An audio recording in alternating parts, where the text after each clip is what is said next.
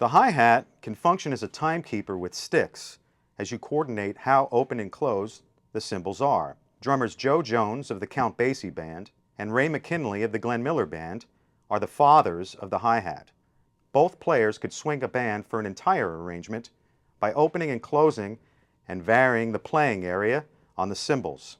The key to creating a sound is for the top and bottom cymbals to always touch. A pair of hi-hats should sound full when played with sticks or with the foot. Hi-hat cymbals that are thick tend to have a good chick sound, but do not blend with the ensemble when played with sticks. On the other hand, if the hi-hat cymbals are too thin, they will lack a sizable chick sound with the foot. A standard pair of hi-hats will have a heavy bottom and a medium top and range from 13 to 15 inches in diameter. I'd like to mention two pet peeves, and these are 2 points that I notice in a lot of younger players when they're playing their hi-hat cymbals. A lot of younger players tend to only have their clutch open about 1/2 of an inch. And why that's an issue is that you're limiting your dynamic range. When you have your cymbals open only about 1/2 of an inch or 1/4 of an inch, it would be akin to playing on the drums and cymbals with sticks at 1/2 of an inch or 1/4 inch on all the surfaces. Doesn't make much sense. You're not going to be able to play very loudly. So you don't want the clutch to control your time feel with your left foot. You want to be in control of it, like I mentioned earlier. The other is the washer on the top of the cymbal is often tightened down so tightly that the top cymbal doesn't ring or resonate. So you're limiting the sound that you can produce from the top cymbal. Now if I loosen that, it sounds like a completely different instrument now.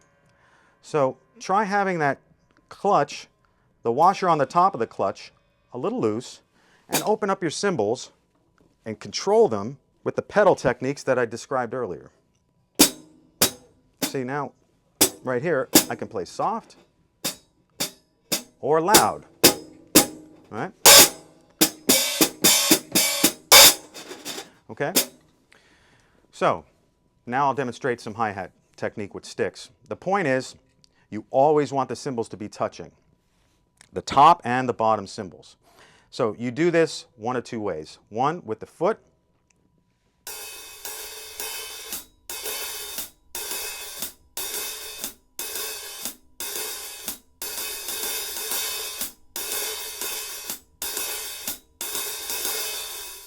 So I'm controlling the cymbals with my toes. Now, the other way is to control the cymbals with your hand.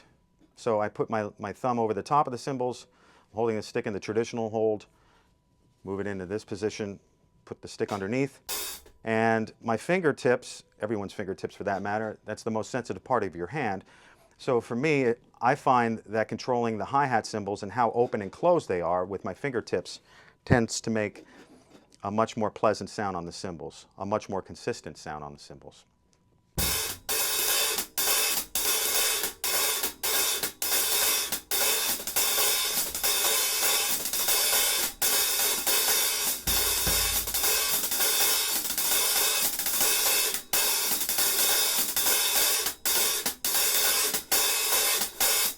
Okay, so beats 1 and 3 are open with both cymbals still touching. Beats 2 and 4 are closed, and this is achieved with your left foot or by using your left hand, as I just mentioned. 2 and 4. The of 2 and the of 4 of your swing beat pattern, the cymbals are half open or a tension between closed and open.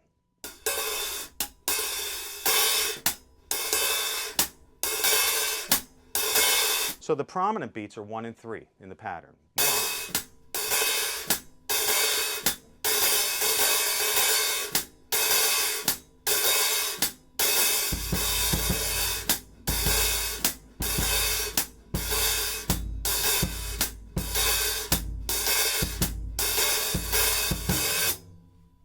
Hi-hat with sticks.